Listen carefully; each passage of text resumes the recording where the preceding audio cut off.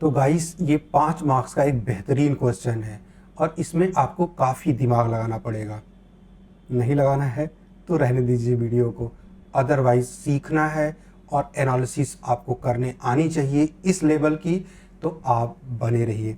देखिए हमने सर्किट को यहाँ कॉपी कर रखा है और इस सर्किट को यहाँ कॉपी कर लिया। ये जो वेरिएशन दे रखा है कैपेसिटर, जब भी ये बैटरी क्या की जाती है, ये की को हम लोग थ्रो करते हैं, मतलब कनेक्ट करते हैं पॉइंट 1 से, तब क्या होगा, t इक्वल्स टू 0 पे देखा जाए, जब ये यहाँ पे थ्रो करोगे आप की को, तो इस समय जब ही थ्रो करोगे उस समय बताइए क्या होगा।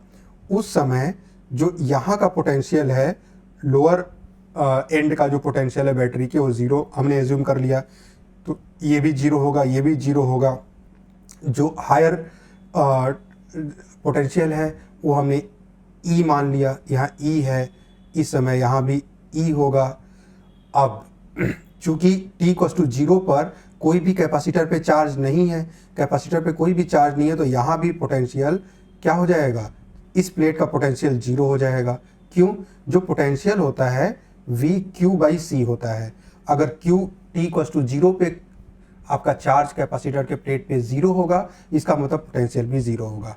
तो अब बताइए इस समय अगर देखा जाए potential difference across resistor we are कितना है, तो आप देखिए एक एंड का E है EMF के बराबर और दूसरे एंड का 0 है, मतलब जो पोटेंशियल डिफरेंस है अक्रॉस द रजिस्टर वो E माइनस 0 है, कैपेसिटर का 0 है। ये t इक्वल्स टू 0 पे बात कर रहे हैं। यहाँ पे देखिए t इक्वल्स टू 0 पर यहाँ पे भी आपको पोटेंशियल कैपेसिटर के क्रॉस 0 दे रखा है। चलिए t इक्वल्स टू 0 से हम लोग आगे बढ़ते हैं। हम लोग कहते हैं किसी भी टाइम पे, मान लीजिए किसी भी टाइम पे कुछ चार्ज आया होगा, है ना, कैपेसिटर के प्लेट पे कुछ चार्ज आ गया होगा। मान लीजिए इसके ऊपर प्लस क्यू चार्ज आ गया, जो पॉजिटिव टर्मिनल से कनेक्टेड है, इसके ऊपर माइनस क्यू चार्ज आ गया, तो कुछ ना कुछ पोटेंशियल आ गया। अगर हम वो पोटेंशियल मान लेते हैं कि ये पोटेंशियल V1 है, ये पोटेंशियल V1 है किसी टाइम t पे, तो बताइए यहाँ का आपका पोटेंशियल कितना है, यहाँ का पोटेंशियल 0 है और इस पॉइंट का पोटेंशियल अब कितना हो चुका है, V1 हो चुका है, लेकिन यहाँ का पोटेंशियल E बना हुआ है। इसका मतलब अगर अब हम VR लिखें, पोटेंशियल अक्रॉस द रजिस्टर लिखें, तो वो क्या हो जाएगा, that is E minus V1, that is the potential across the register. और आपको VR का ग्राफ ड्रॉ करना है, तो देखिए VR का ग्राफ कैसे ड्रॉ करते हैं, थोड़ी सी मैथमेटिक्स आपको आनी चाहिए। अगर किसी फंक्शन का ग्राफ पता है, जैसे V1 का ग्राफ पता है और माइनस V1 का ग्राफ पता करना है, मतलब फंक्शन का माइनस टाइम्स करना है, इसका मतलब कि जो ये पॉइंट है, ये माइनस टाइम्स जब मल्टीप्लाई होगा तो नीचे आ जाएगा, ये पॉइंट यहाँ आ जाएगा, ये पॉइंट यहाँ आ जाएगा। इसका मतलब ये हुआ कि ये वाला ग्राफ का आप रिफ्लेक्शन ले लेंगे अबाउट द हॉरिजॉन्टल एक्सिस। इसका मतलब जब जो ही माइनस से मल्टीप्लाई होगा वोल्टेज, ग्राफ नीचे आ जाएगा, इस तरह से आ जाएगा, तो दैट इज माइनस V1 का ग्राफ है। लेकिन क्या हमें माइनस V1 का ग्राफ चाहिए? नहीं, हमें प्लस E ऐड भी करना है। इसका मतलब हमें EMF माइनस V1 चाहिए। तो इस ग्राफ को आप वर्टिकली शिफ्ट कर दोगे। कितना शिफ्ट करोगे? E distance. तो जब इसको E डिस्टेंस शिफ्ट करोगे तो ये जो 0 है ये E बन जाएगा, मतलब यहाँ आ जाएगा।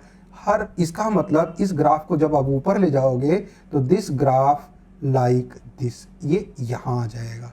और जो ग्राफ आपको दिख रहा है that is the final graph across the register. इसका मतलब कि अगर हम फाइनल ग्राफ ड्रॉ करें तो ग्राफ कैसे दिखेगा हमें? ग्राफ दिखेगा इस तरह से।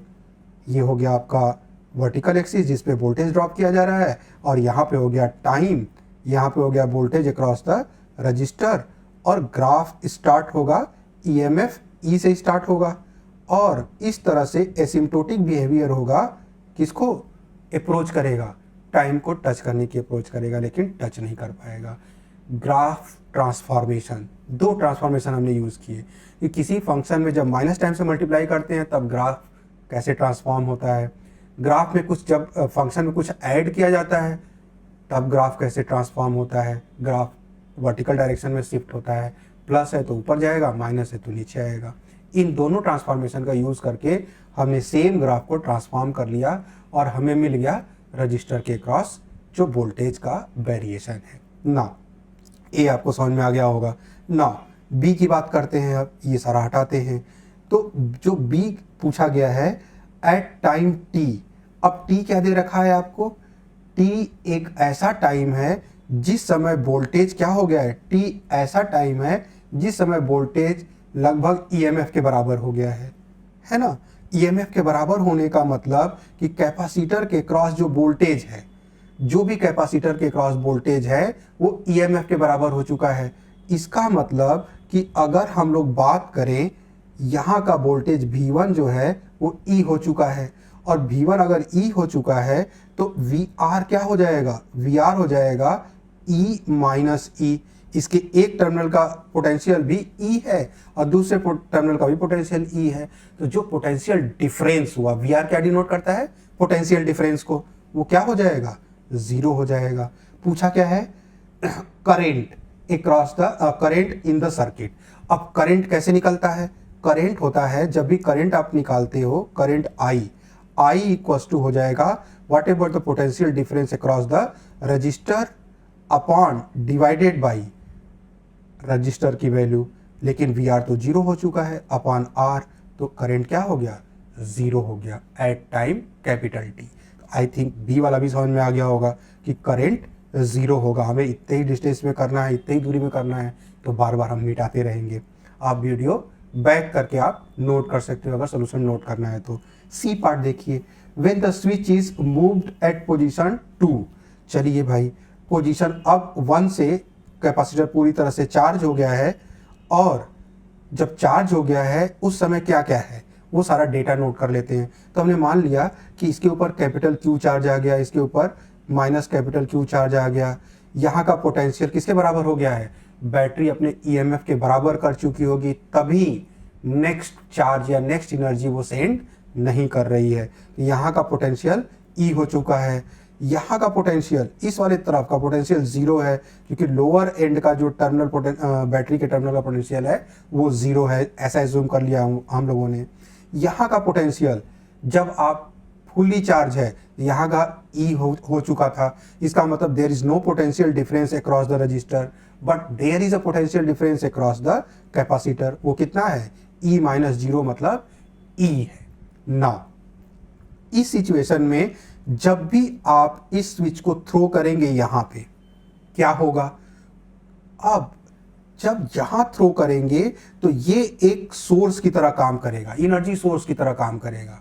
या यूं सोचिए, ये जो प्लस Q चार्ज है इसको रास्ता मिल जाएगा, ये न्यूट्रलाइज करने चल देगा इस माइनस Q को, और थोड़ा थोड़ा चार्ज यहां से जाएगा, थोड़ा न्यूट्रलाइज करेगा, थोड़ा न्यूट्रलाइज करेगा, और ये चलता रहेगा जब तक कंप्लीटली इसको न्यूट्रलाइज नहीं कर लेता है।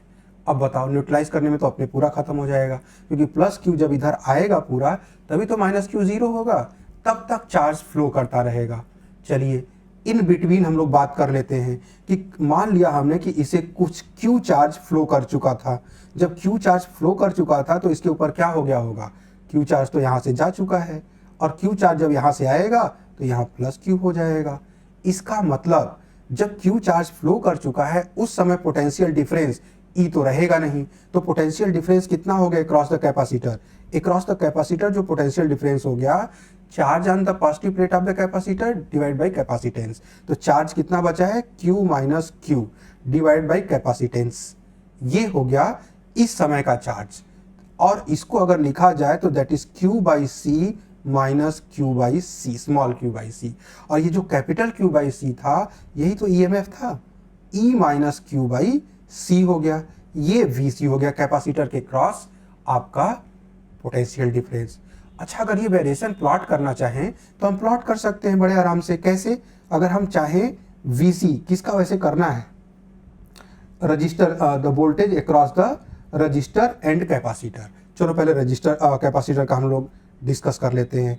तो मान लीजिए कि यहाँ कैपेसिटर का y एक्सिस पे हमने कैपेसिटर का वोल्टेज प्लॉट कर दिया और x एक्सिस पे हमने चार्ज प्लॉट कर दिया। तो देखिए ये वेरिएशन लीनियर है, VC और Q में लीनियर है, स्लोप -1/C हो जाएगा, स्लोप निगेटिव है, और E एक y एक्सिस इंटरसेप्ट होगा, मतलब पॉजिटिव है, तो कहीं आप यहाँ पे E रखेंगे और स्लोप निगेटिव होने का मतलब ग्राफ कुछ ऐसे आएगा, निगेटिव स्लोप के साथ। इसका स्लोप अगर आप देखो तो स्लोप क्या हो जाएगा, -1/c।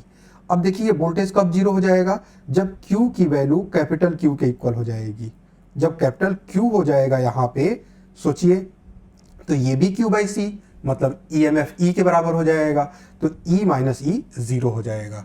इसका मतलब जैसे जैसे टाइम बीतेगा क्या होता चला जाएगा, टाइम जैसे जैसे बीतेगा ये जो चार्ज है यहाँ से स्केप करने वाला चार्ज, उसका अमाउंट बढ़ता जाएगा और Q जैसे जैसे बढ़ता जाएगा, देख रहे हैं वोल्टेज क्या होता चला जा रहा है, टाइम के साथ ड्रॉप होता चला जा रहा है, घटते घटते घटते घटते वोल्टेज क्या हो जाएगा, 0 हो जाएगा अक्रॉस द कैपेसिटर।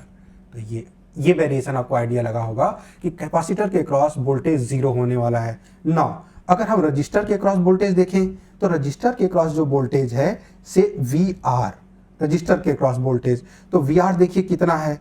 तो इस समय यहाँ पे हमने मान लिया कि यहाँ तो वोल्टेज VC हो गया, कुछ यहाँ का वोल्टेज कुछ VC हो गया कैपेसिटर का वोल्टेज। तो जो potential difference across the resistor आ गया, E माइनस क्या हो गया आपका, VC हो गया। और VC धीरे धीरे धीरे धीरे धीरे धीरे क्या होने वाला है, धीरे धीरे डिक्रीज करते करते क्या हो जाएगा, Q/C, मतलब VC 0 होने वाला है। और VC 0 हो जाएगा तो ये क्या हो जाएगा आपका VR, पोटेंशियल डिफरेंस E के इक्वल हो जाएगा। सॉरी, देखिए यहाँ पे ये E नहीं रहा, जो ही पॉइंट, इस पॉइंट को आप थ्रो करोगे यहाँ पे तो ये 0 से कनेक्ट हो गया। इसका मतलब यहाँ का पोटेंशियल क्या हो जाएगा आपका, 0 हो जाएगा। इसका मतलब जो potential difference across the resistor आ गया, दैट इज आल्सो VC - 0, मतलब VC के बराबर होगा। इसका मतलब जो वेरिएशन अक्रॉस द कैपेसिटर है वोल्टेज का, वही वेरिएशन अक्रॉस द रजिस्टर भी होगा। तो रजिस्टर के अक्रॉस भी पोटेंशियल डिफरेंस डिक्रीज करता चला जाएगा, डिक्रीज होते होते होते क्या हो जाएगा, 0 हो जाएगा। आई थिंक सी पार्ट आपको समझ में आया होगा। नाउ डी की बात करते हैं, ये सारा कुछ यहाँ से हटा देते हैं। तो डी पार्ट में कहा गया है कि चलिए भाई, हमने 2 पे मान लीजिए थ्रो नहीं किया है, ठीक है, 2 पे अगर थ्रो नहीं किया है तो ये सारी बातें डिस्कस नहीं करनी है हमें। ये 1 पे ही है, ये क्या है, स्विच 1 पे ही है, 1 वाले पोजीशन पे ही है। लेकिन हम लोगों ने क्या किया, इस कैपेसिटर के अंदर डाइलेक्ट्रिक डाल दिया। अब डाइलेक्ट्रिक डालते ही हम लोग जानते हैं कुछ हो या ना हो, कैपेसिटेंस बढ़ जाता है, K टाइम्स हो जाता है, डाइलेक्ट्रिक कैपेसिटेंस मल्टीप्लायर होता है। इसका मतलब कैपेसिटेंस क्या हो जाएगा, इंक्रीज कर जाएगा, it become K times C होने वाला है, कैपेसिटेंस इंक्रीज कर जाएगा। देखिए पहली बात कैपेसिटेंस की बात करनी थी, अब चार्ज की बात करनी है। तो चार्ज, अब देखिए बैटरी क्या है, कनेक्टेड है, और बैटरी कनेक्टेड है तो वो इंश्योर करके रखेगी कि वोल्टेज चेंज ना हो। तो क्या कांस्टेंट रहना है, वोल्टेज कांस्टेंट रहना है। और सारे डिसीजन जो फ्यूचर अभी आने वाले हैं वो इसी को रेफरेंस बना के सारे चीजें डिस्कस होती रहेंगी। इसका मतलब कि जो Q होता है C इंटू V होता है, V कांस्टेंट है। इसका मतलब Q डायरेक्टली प्रोपोर्शनल टू क्या हो गया, C हो गया। लेकिन C बढ़ रहा है तो Q भी क्या होगा, बढ़ेगा। इसका मतलब Q की वैल्यू जो कैपेसिटर पे चार्ज है वो बढ़ जाएगा। कैसे बढ़ेगा, बैटरी को चार्ज डिलीवर करना पड़ेगा, जाहिर सी बात है, वही सोर्स ऑफ आपका क्या है, एनर्जी है, और वही निगेटिव प्लेट से उठा के चार्ज पॉजिटिव प्लेट पे एक्स्ट्रा थ्रो कर देगी, बढ़ा देगी। अपने बैटरी कोई चार्ज नहीं देती है, बैटरी सिर्फ एनर्जी का सोर्स होती है। वो बैटरी क्या करती है, बैटरी निगेटिव प्लेट से उठा के कुछ चार्ज उठा के थ्रो कर देती है पॉजिटिव प्लेट पे। बैटरी अपना चार्ज खर्च नहीं करती, अपनी एनर्जी देती है ये काम करने के लिए। आई थिंक चार्ज समझ में आ गया आपको। पोटेंशियल डिफरेंस चूंकि V जो है Q/C होता है, खैर इससे नहीं जाना है। पोटेंशियल डिफरेंस चेंज नहीं होगा। क्यों नहीं चेंज होगा, क्योंकि हमने कहा कि बैटरी इंश्योर करके रखेगी कि पोटेंशियल ना तो घटे ना ही बढ़े, जितना इसका ईएमएफ है वही उसके क्रॉस पोटेंशियल डिफरेंस मेंटेन रखेगी बैटरी का यही काम है। Now that remain constant. अब बात करते हैं एनर्जी की। तो एनर्जी के फॉर्मूले आपके पास क्या होते हैं, हाफ सी वी स्क्वायर होता है, यू इक्वल्स टू, या Q square 1/2 Q square by C होता है, या फिर हाफ क्यू भी होता है। अब कौन सा फॉर्मूला यूज किया जाए, तो वो फॉर्मूला यूज करेंगे जिसमें वी हो और जिसमें सी हो। क्यों वी है, क्योंकि उसकी गारंटी है कि वो चेंज नहीं हो रहा है। सी क्यों, क्योंकि सी के बारे में इंश्योर है, हम पता है कि सी इंक्रीज कर रहा है। तो ये दोनों चीजें हों तो हमारे डिसीजन लेना आसान होगा। तो बताइए कौन सा फॉर्मूला है, जाहिर सी बात है ये वाला फॉर्मूला है। इस फॉर्मूले को हम इस्तेमाल करेंगे यहाँ पे। इसका मतलब जो स्टोर्ड एनर्जी है हाफ सी वी स्क्वायर होती है। हाफ और वी स्क्वायर कांस्टेंट है तो यू डायरेक्टली प्रोपोर्शनल टू सी हो गई, और सी इंक्रीज कर रहा है, इसका मतलब जो स्टोर्ड एनर्जी है वो भी क्या करेगी, इंक्रीज करेगी। अब स्टोर्ड एनर्जी इंक्रीज क्यों कर रही है, कहां से एनर्जी आ रही है, हाँ भाई बैटरी है ना, बैटरी इंश्योर कर रही है। क्यों, क्योंकि पोटेंशियल डिफरेंस मेंटेन रहे, तो वो एनर्जी सप्लाई करती रहेगी, अपनी जो केमिकल एनर्जी है उसको कन्वर्ट करके इलेक्ट्रिकल में वो सप्लाई करती रहेगी, ताकि वोल्टेज इंश्योर रहे। उसका एक ही काम है बैटरी का, वोल्टेज कांस्टेंट मेंटेन रखना। आई होप ये सारा डिस्कशन आपको समझ में आया होगा।